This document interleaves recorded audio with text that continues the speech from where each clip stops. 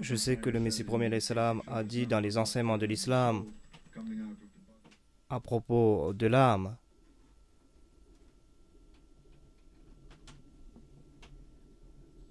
et la réincarnation. Et j'ai lu un article que à travers l'hypnose, les gens sont en train de retourner en arrière 10 ou 15 ans.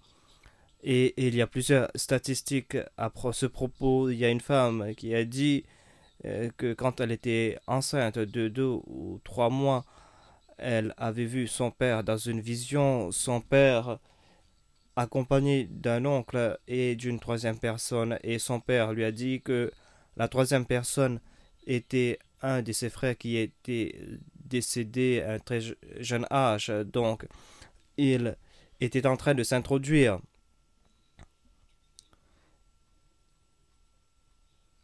Et quand elle était quand elle était enceinte de 5 ou 6 mois, elle a vu qu'elle avait un nuage vert qui est entré à travers son nombril. Et un scientifique a dit, il a dit que c'était très étrange d'entendre cela de la part d'une Hollandaise, mais il a déclaré que les Inuits et les Peaux-Rouges ont de même un point de vue à propos de la réincarnation. Donc, je vais répondre à cela. Dit sa sainteté,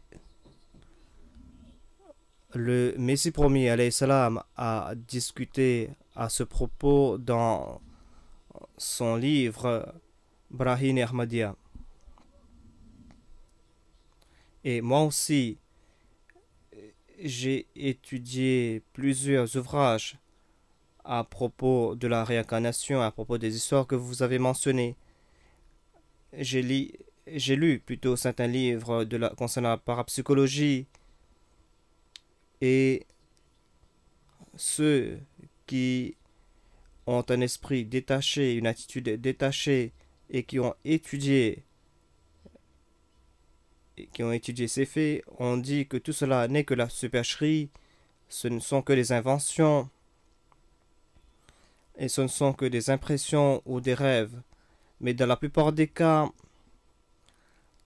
c'est le résultat d'un traumatisme parapsychologique.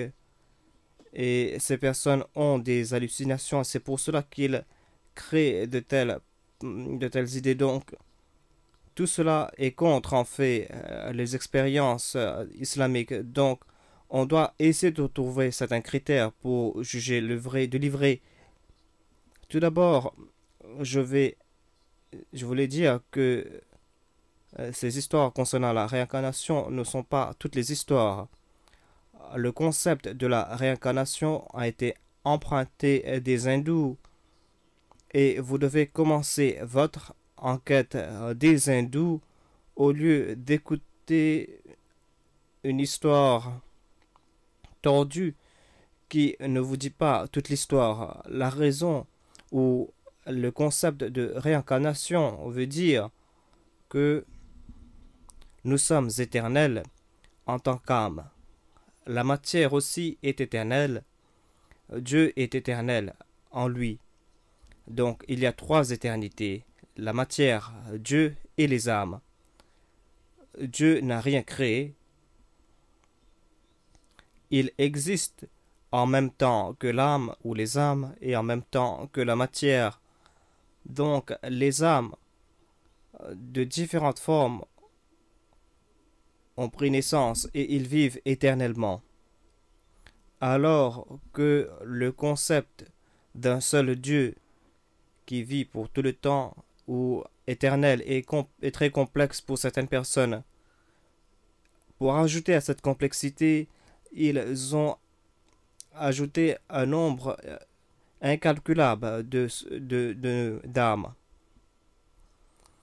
Et il dit que Dieu, comme un chimiste, comme un chimiste, Dieu mélange différentes matières. Et il y a plusieurs problèmes qui découlent de ces concepts. Tout d'abord, qu'est-ce qui s'est passé avec ces âmes quand il n'y avait pas de vie sur Terre? Pour des, pour des milliards et milliards d'années, la Terre était sans vie. Il n'y avait même pas de forme de vie sur d'autres planètes. Donc, que Dieu faisait avec tous ces âmes et tous ces, toutes ces âmes et toute cette matière alors qu'ils étaient dans leur karma? D'après la philosophie hindoue, la libération veut dire la séparation de la matière et la punition veut dire être emprisonné dans la matière. Donc, que faisait Dieu initialement? Sans aucun crime, ces âmes qui étaient innocents, qui vivaient éternellement, ces âmes qui n'avaient commis aucun crime, d'après sa philosophie, Dieu les a punis. Dieu les a punis. Il n'avait pas le droit de les punir. Ensuite a débuté le cercle ou le cycle de bonnes actions et de mauvaises actions et de punitions et de récompenses. D'après la philosophie hindoue, Dieu récompense les âmes par l'émancipation de la matière pour une période d'environ 1000 ans. Et ensuite, une fois que vous avez pu avoir cette liberté et quand votre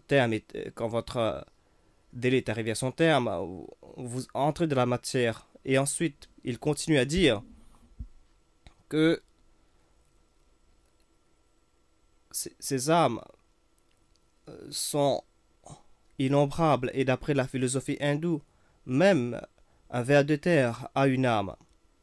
Le type d'âme n'est pas différent de le type d'âme qu'on trouve dans les êtres humains. Donc ceux qui commettent des crimes, ils sont recyclés dans une forme de vie inférieure. Et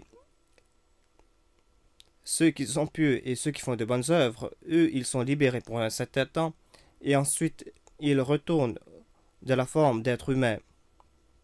Si ce concept est accepté, alors cela va créer des problèmes, beaucoup de problèmes pour des êtres humains, comment évolue la vie. Mais à part cela, cela a été rejeté par les faits dont nous connaissons sur cette terre. Parce que le plus nous sommes criminels, le plus la population humaine augmente. Parce que si les crimes devaient être punis en réduisant le nombre de populations humaines, alors on aurait trouvé un phénomène complètement contraire aujourd'hui. Les gens auraient peut-être pensé à préserver la race humaine au lieu de préserver certains animaux qui sont menacés d'extinction. Donc, le nombre d'animaux plutôt est en train de se réduire alors que le nombre d'êtres humains est en train d'augmenter et que les crimes sont en train d'augmenter. Donc peut-être que ce Dieu ne peut pas maintenir l'équilibre. Il a oublié tout ce qu'il a inventé. Donc au lieu de punir les crimes en retournant les âmes vers le monde animal, il est en train de retourner le processus. Les criminels sont en train d'être récompensés et les êtres humains sont recyclés dans la forme d'autres êtres humains et les animaux sont en train de diminuer. Donc tout cela n'est que supercherie. C'est une négation même de l'évolution. Donc l'évolution plutôt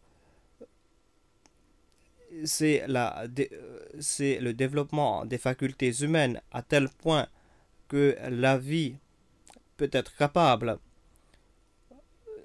de dépasser l'horizon humain et on peut imaginer des choses comme les anges, Dieu.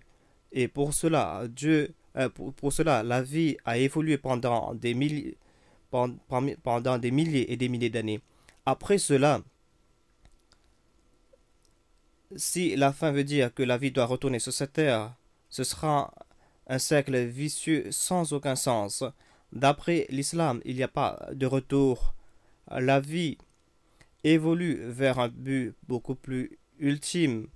Et ayant atteint ce stage, si l'homme peut visualiser les attributs de Dieu et s'il essaye d'imiter Dieu ou les attributs de Dieu, alors il peut progresser et il y a une nouvelle forme d'évolution. Et cette évolution donne accorde de nouvelles qualités. Et quand il renaît, il ne renaît pas de la forme d'un être humain, mais en tant qu'âme. Donc, les âmes sont créées à travers un long processus d'évolution. Et ce n'est pas un processus contraire, comme le disent les autres. Encore une fois, on va étudier la philosophie hindoue. D'après leur philosophie, ces personnes jouent avec les idées seulement. Ils sont en train de cacher toute la réalité et les gens en Occident ne le savent pas. D'après leur philosophie, les âmes se mélangent dans les airs et quand il y a la buée et ces âmes sont mangées par les ruminants et ces âmes sont transférées dans leur lait ou de leur chair par une femme qui est enceinte. Si cette femme ne mange pas quelque chose qui contient une âme, elle va donner naissance à un corps qui est déjà mort. Donc, et c'est de voir combien de femmes donnent naissance à des enfants morts-nés. Et, et quel est le pourcentage de femmes? Est-ce que les femmes,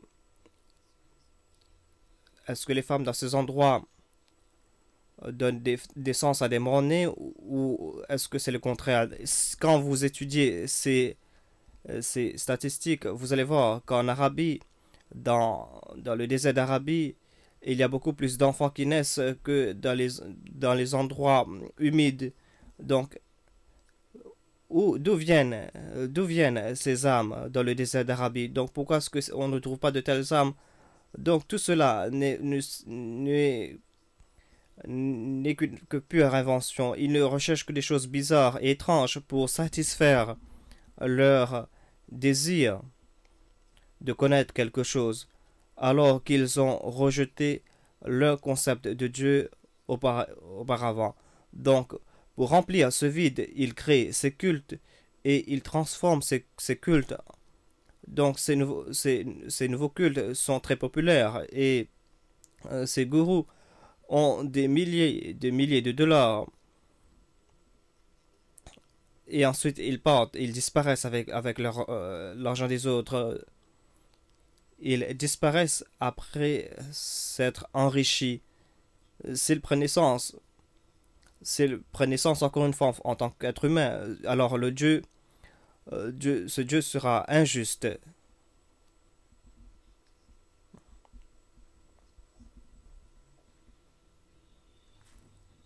Ma question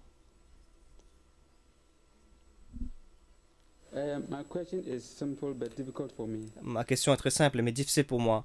Les gens me demandent pourquoi est-ce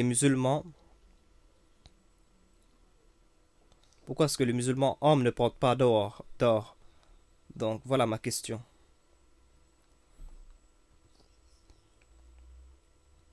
L'islam veut que les hommes se développent. L'islam veut que les hommes développent certains caractères virils et qu'ils ne se comportent pas comme des femmes. Donc voilà la philosophie. Donc les hommes ne portent pas du rouge à lèvres, à part pour certaines personnes, dit sa sainteté. Donc c'est un accord avec. Il y a certaines choses qui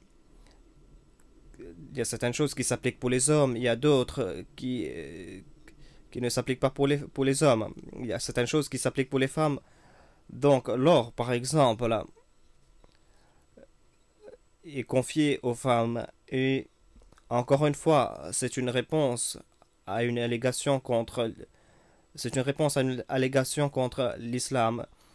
Les gens disent tous les ors et les bijoux sont confiés aux femmes. Donc, donc l'islam a un traitement préférentiel envers les femmes.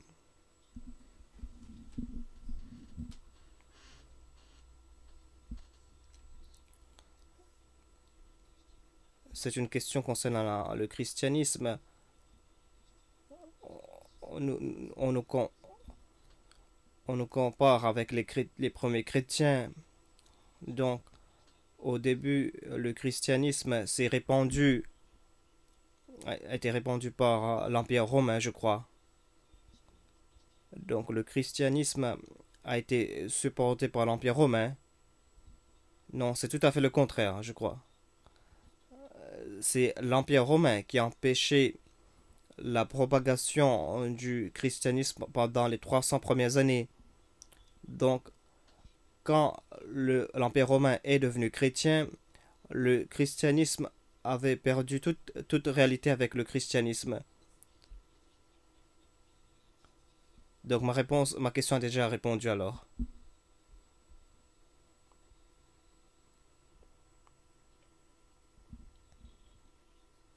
J'ai deux questions que je voudrais vous poser.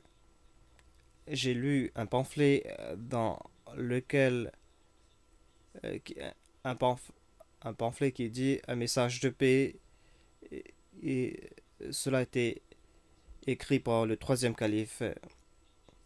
Dans ce pamphlet, il a parlé à propos de la troisième guerre mondiale.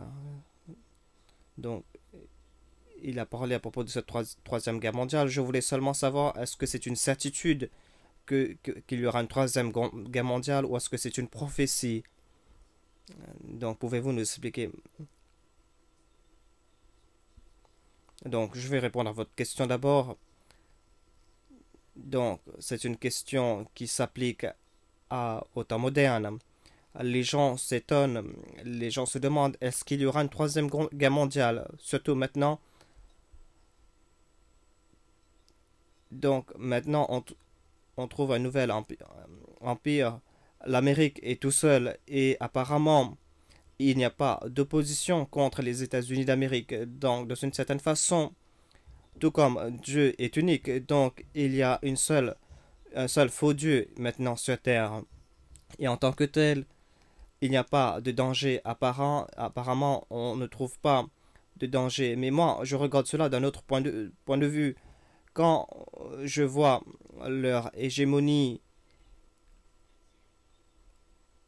j'ai compris qu'il y a là le danger d'une troisième guerre mondiale de deux façons. Tout d'abord, je suspecte, mais j'étais pas sûr, mais plus tard, on m'a confié que j'ai vu que Gorbatchev était trop rusé et il n'a pas laissé son empire s'écrouler. Donc, il va dénucléariser le pays et ils vont se débarrasser de leurs armes nucléaires. Et puisque la Russie a une supériorité concernant les armes conventionnelles, la Russie va essayer de s'allier avec la Chine. Et une fois qu'ils vont atteindre ce but, ces deux pouvoirs seront beaucoup plus puissants que la Russie contre les États-Unis et leurs alliés et ne pourront pas se battre par des armes conventionnelles. L'Amérique a une supériorité concernant les armes nucléaires.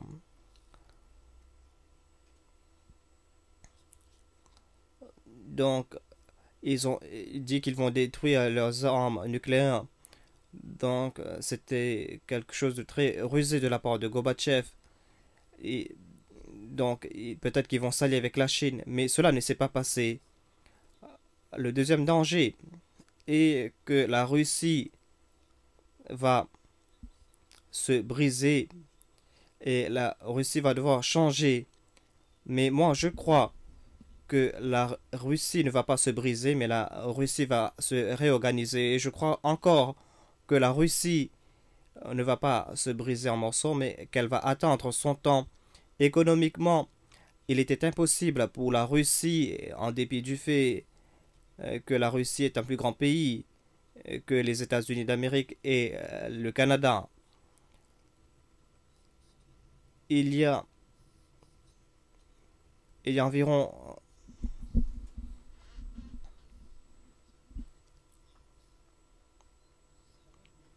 il y a, donc il y a environ 7 200 000 milles carrés, alors que la Russie est beaucoup plus grande. Donc ils ont plus de ressources humaines.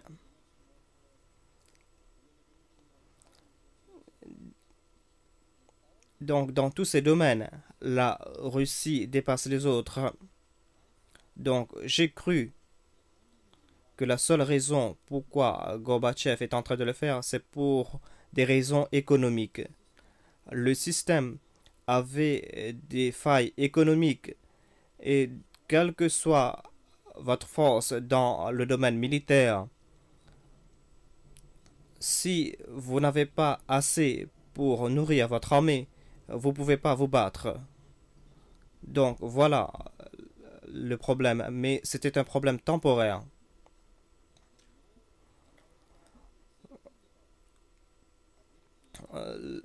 L'Amérique est en train de se réjouir alors que il y a de plus en plus un plus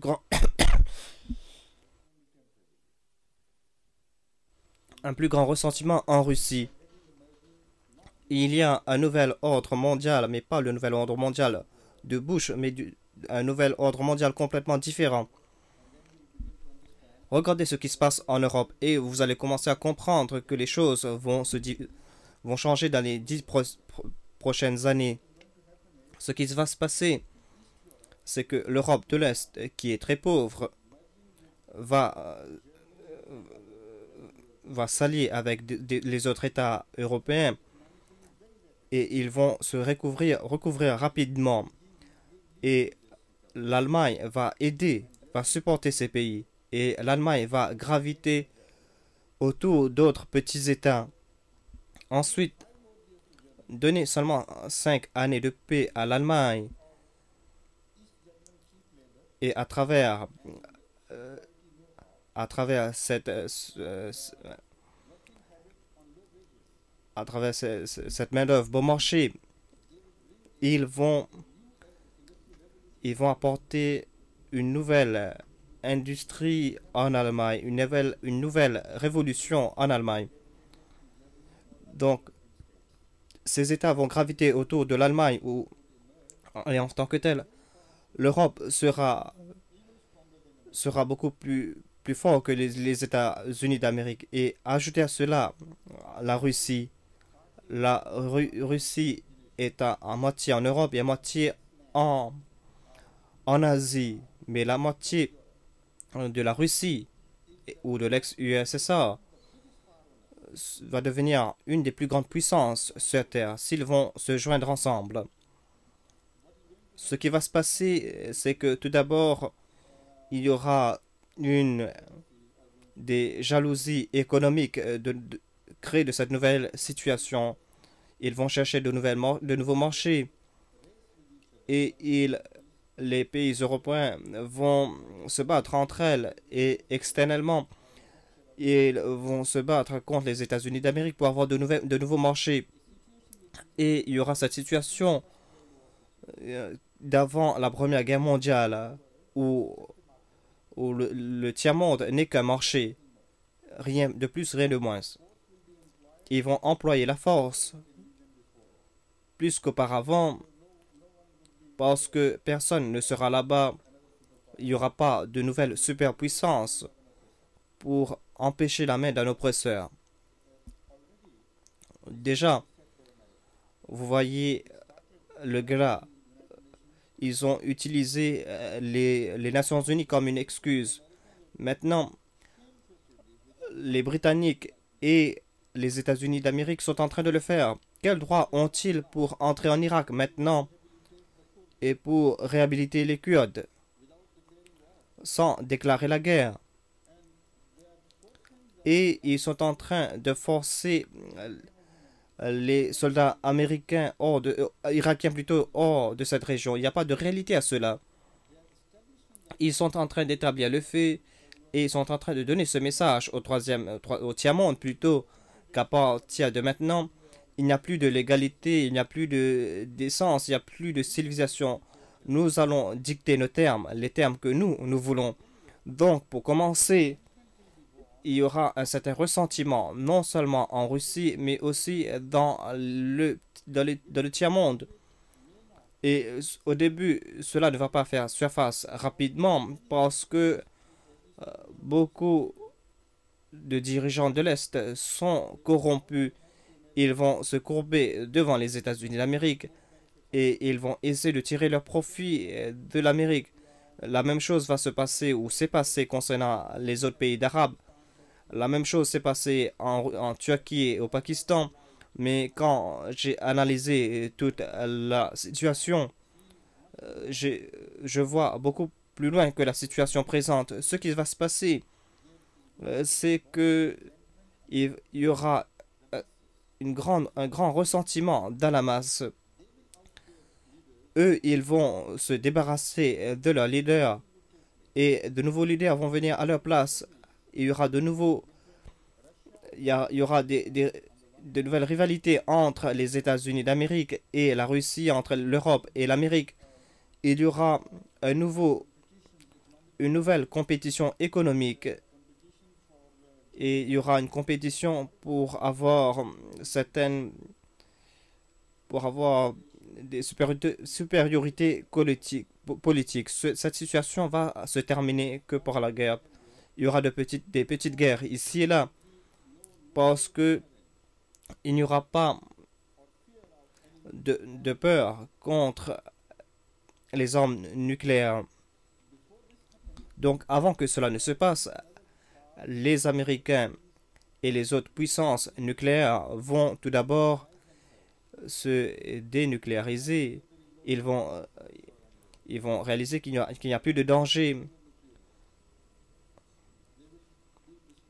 Ils vont détruire leurs propres armes, comme les armes chimiques qui sont déjà là aux États-Unis d'Amérique. Ils vont détruire leurs armes biologiques.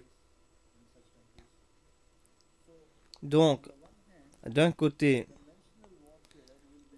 ils vont développer les armes conventionnelles et ils vont petit à petit se débarrasser de leurs armes de destruction massive.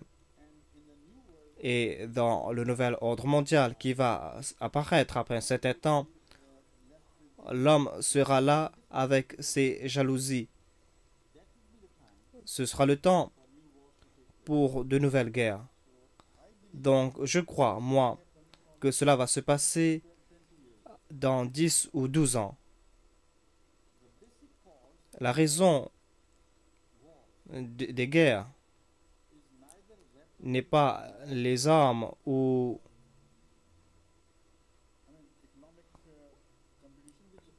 il n'y a pas cette compétition économique, mais c'est la corruption humaine. Voilà la raison des guerres.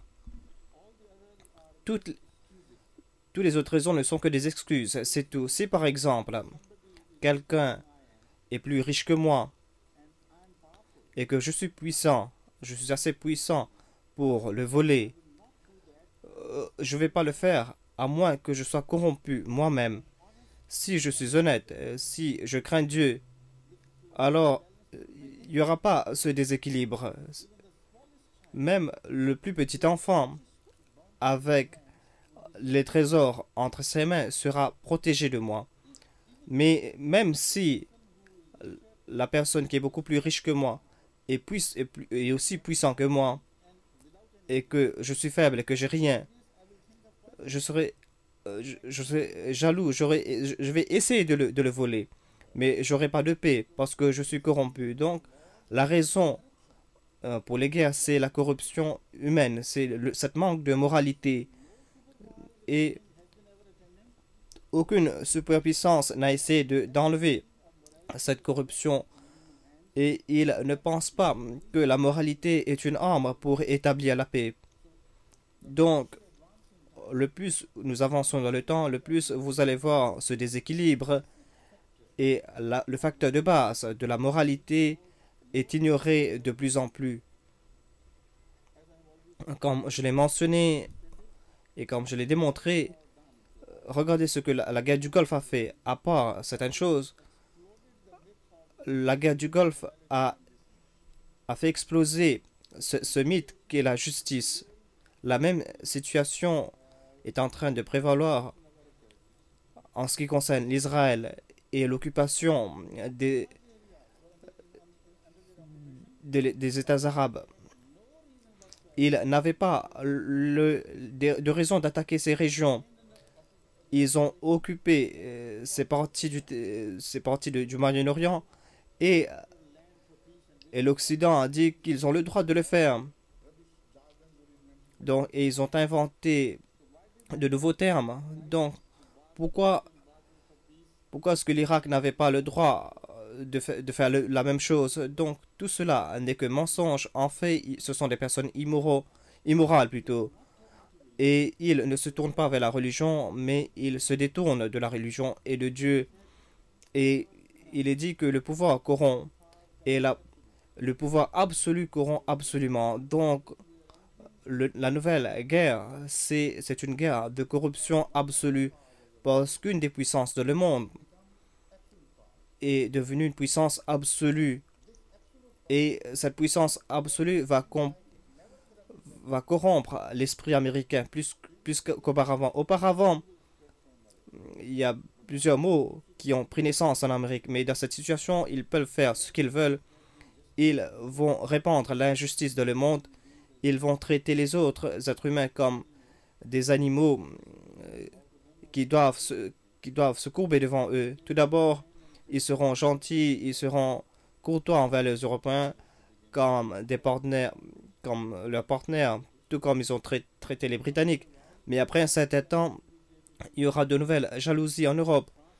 La France est jalouse euh, du, du Royaume-Uni. Donc il y a une certaine animosité entre l'Allemagne et le Royaume-Uni. Quand l'Allemagne va... vous allez voir, Madame Thatcher était en train de brûler quand elle voyait que l'Allemagne était en train de progresser. Un de ses ministres est parti en Allemagne. Il ne pouvait pas tenir sa langue. Donc, il s'est exprimé concernant les dangers, concernant la Nouvelle Europe qui est dirigée par l'Allemagne. Ils ont crié et ce ministre a été rejeté par Madame Thatcher. C'était une personne très simple qui a créé des problèmes. Il a dit plus tard que moi, j'étais en train de dire à voix haute ce que les autres pensaient tout bas. Voilà mon crime. Et c'est pour cette raison qu'ils m'ont fait démissionner. Donc, voilà ce qu'ils avaient l'habitude de parler. Voilà le monde. Il n'y a que de l'hypocrisie, il n'y a que l'immoralité. Ils parlent de la moralité, mais en fait, l'homme est beaucoup plus corrompu maintenant. Donc, comment pouvez-vous éviter la guerre alors?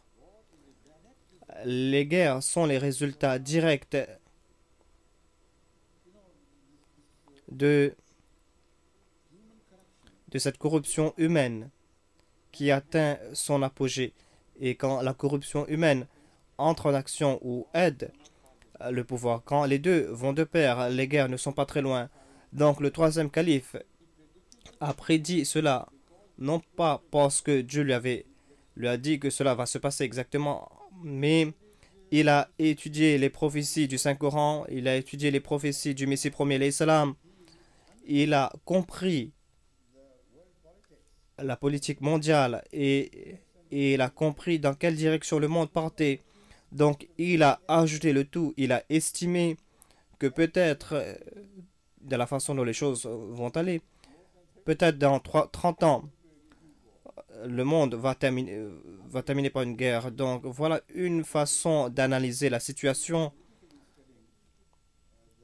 et voilà comment étudier les événements d'aujourd'hui.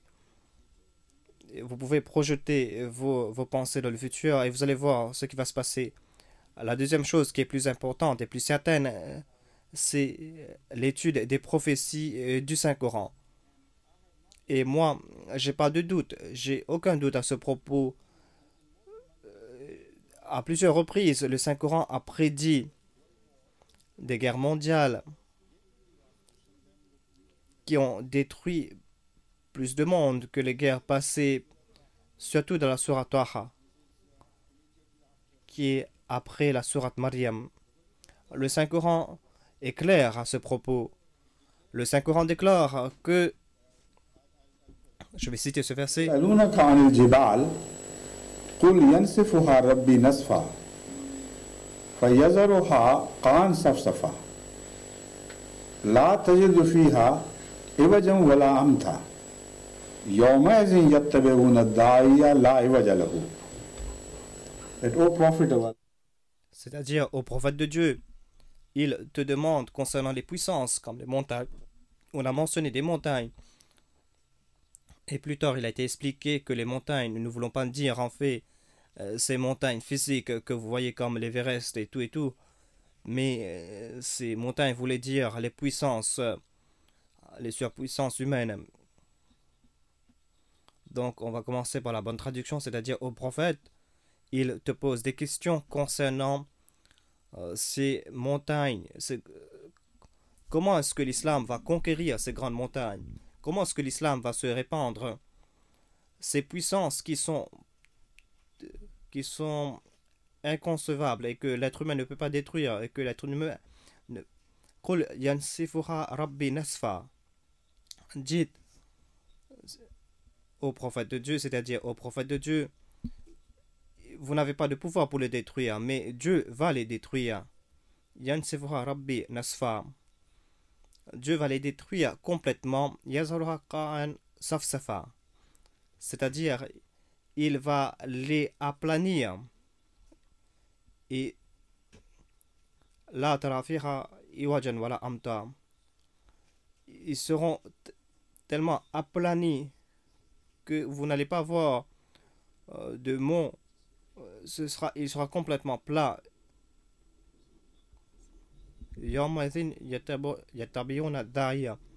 Voilà le jour où ils vont suivre ce prophète, Mohammed sallallahu alayhi wa sallam, ce prophète qui est droit. Si Dieu parlait de ces montagnes, comment est-ce qu'il pouvait se référer en tant qu'être humain? Après que ces montagnes aient été détruites, la conclusion que Dieu tire, c'est que c'est là que ces montagnes vont suivre ce prophète qui est droit. Donc c'est un verset très très très beau, un verset très riche et c'est un verset très éloquent parce que ce verset déclare que pourquoi est-ce qu'ils ne vont pas suivre, pourquoi est-ce qu'ils ne suivent pas, à moins que Dieu ne les réduise en morceaux, parce que eux ils sont tordus et le prophète est droit. Quelque chose de tordu ne peut pas traverser dans quelque chose de droit, à moins qu'on le redresse. Donc, c'est leur... Cela ne veut pas dire que ils seront tous détruits, mais c'est leur arrogance qui sera détruite. Ce sera leur puissance qui sera détruite, mais les masses ne seront pas détruites en tant que telles. Si les masses seront détruites, alors qui vont le suivre après? Donc, cela veut dire, en fait, que les grandes puissances vont se briser en morceaux. Ici, encore une fois, il n'est pas dit comment. Mais plus tard, il a été mentionné comment est-ce que ces puissances seront détruites. Non pas à une seule reprise, mais à plusieurs reprises. Donc, en ajoutant le tout, en mettant toutes ces références ensemble, vous pouvez clairement tirer cette conclusion que ces puissances seront détruites par les autres puissances. et ils seront détruits complètement et qu'il n'y aura plus, il n'y aura plus d'arrogance plus tard, après que les guerres soient terminées. Ils seront humiliés complètement. L'homme, après cela, l'homme ne, n'aura plus d'arrogance et, il va rechercher la vérité et cette vérité, elle va la reconnaître dans le saint prophète Mohammed sallallahu alayhi wa sallam. Voilà le temps de la victoire islamique. Donc, c'est là que l'islam aura la victoire. Donc, votre question était très très intéressante, même si je n'ai pas pu m'expliquer en plus long. Donc, je crois que vous avez compris. Votre deuxième question, s'il vous plaît. Et ce sera la dernière question pour ce soir. Quelqu'un m'a posé une question et je lui ai dit que je ne peux pas lui répondre. Donc, il m'a dit, c'est un chrétien, mais maintenant, il ne croit plus dans l'existence de Dieu parce que certaines personnes naissent avec des... Cette question, ce n'est pas un argument ici. S'il ne croit pas dans un Dieu normal, il doit croire dans un Dieu qui est anormal. Parce que certains enfants naissent avec des handicaps. Donc, il doit y avoir un Dieu. Si c'est une logique, alors il doit dire que tout d'abord, je croyais dans un Dieu parfait, maintenant je crois dans un Dieu un peu handicapé. Donc ce sera logique à un certain point. Mais ici c'est illogique, c'est un argument illogique. Parce qu'il y a des enfants handicapés, alors il n'y a pas de Dieu. C'est complètement faux. Donc la question est, dit sa sainteté, pourquoi est-ce qu'il y a ces calamités? Pourquoi est-ce qu'il y a ces handicaps? Parce que les gens normaux et cela se passe plus. Pourquoi est-ce qu'il y a ces exceptions? Encore une fois, on doit pousser notre imagination en arrière et on doit trouver quels sont les motifs de l'évolution. Comment est-ce que l'évolution s'est passée? Comment est-ce que les amibes ont atteint le stage des êtres humains qui défient même l'existence de Dieu? Parce que le progrès